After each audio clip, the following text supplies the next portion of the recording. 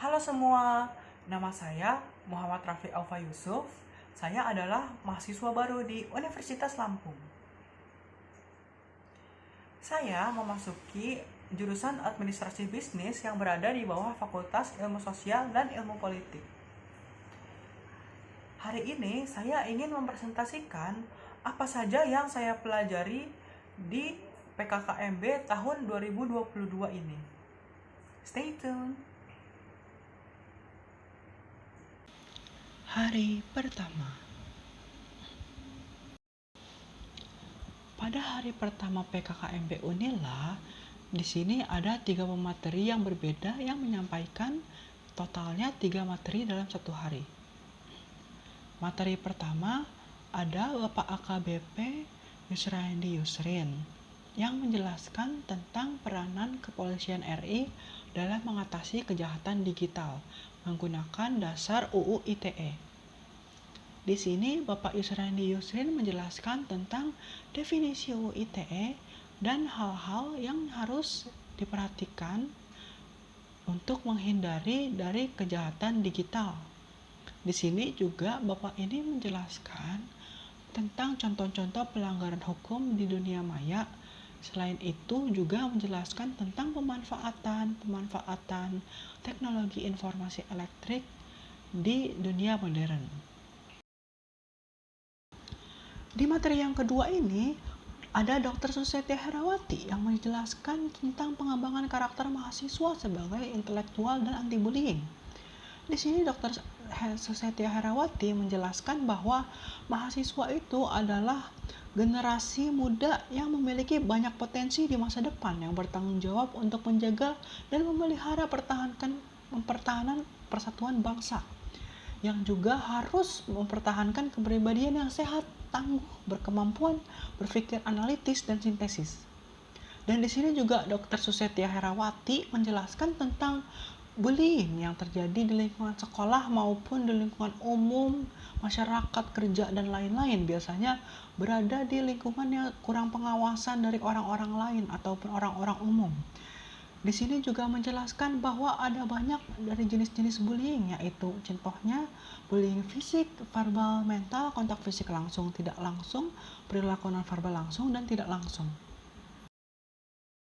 Oke, dan di materi terakhir yang ketiga ada Profesor Dr. Kiai Haji Said Akil Siroj yang menjelaskan tentang pembangunan karakter mahasiswa dalam perspektif agama.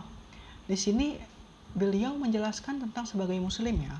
Sebagai muslim kita itu harus beraga menjadi muslim Nusantara dan juga harus menghargai perbedaan masyarakat dan adat Nusantara. Meyakini juga Khalifah Utsmaniyah. Jadi Indonesia itu bukan negara agama, tapi negara yang rakyatnya harus beragama. Indonesia menuju negara yang beradat dan menjunjung tinggi kemanusiaan. Hari kedua PKKMB. Materi pertama di hari kedua PKKMB menjelaskan tentang Merdeka Belajar Kampus Merdeka yang disampaikan oleh Profesor Haryandi SHMS yang adalah Wakil Rektor Bidang Akademik Unila. Materi ini menjelaskan tentang kebijakan Menteri Pendidikan dan Kebudayaan yang baru yang bertujuan mendorong mahasiswa untuk menguasai kerja dengan pokok bahasan Pilar Visi Indonesia tahun 2045 dan indikator profil belajar Pancasila.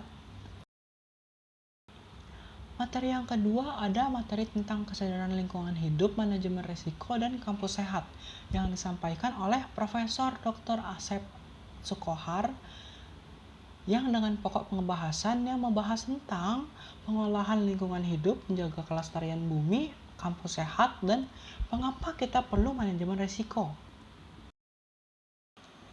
Di materi yang ketiga ada topik yang membahas tentang etika dan norma kehidupan kampus yang disampaikan oleh Profesor Dr. Yulianto MSI yang menjelaskan tentang etika kehidupan kampus itu merupakan salah satu pandangan tentang nilai-nilai dan norma-norma yang melahirkan tata krama, sopan santun, dan susila atau etika dengan pokok bahasan. Materi yang keempat membahas tentang perguruan tinggi di era revolusi industri 4.0 dan kehidupan kampus pada masa pandemi yang disampaikan oleh Wakil Rektor Bidang Perencanaan, Kerjasama, dan TIK Profesor Insinyur Suharso, PhD. Inti pembahasan di sini adalah Bapak Yulianto menjelaskan tentang cara-cara menjadi mahasiswa ideal dan tipe-tipe karakter mahasiswa yang biasanya ada di perkuliahan. Hari ketiga PKKMB. Materi pertama pada hari ketiga PKKMB menjelaskan tentang sistem perkuliahan dan pembimbingan akademik, yang dimana menjelaskan tentang poin-poin penting terkait perkuliahan, seperti tanggal 22 Agustus adalah hari di mana dimulainya perkuliahan, dan 1 tahun akademik itu terdiri dari 2 semester.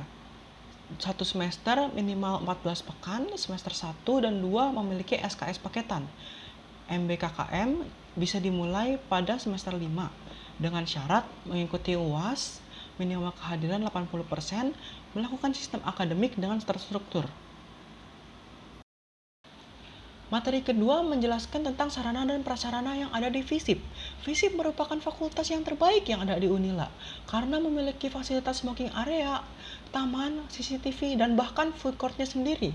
Memiliki 5 kelas hybrid dengan full wifi akses yang bisa diakses oleh mahasiswa FISIP.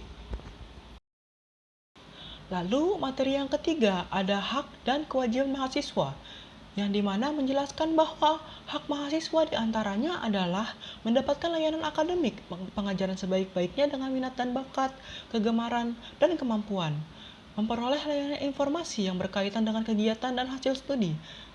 Lalu ada kewajiban mahasiswa, yang diantaranya membayar SPP tepat waktu, menyelesaikan studi dengan tepat waktu, dan mengikuti semua ketentuan yang sudah berlaku oleh kampus.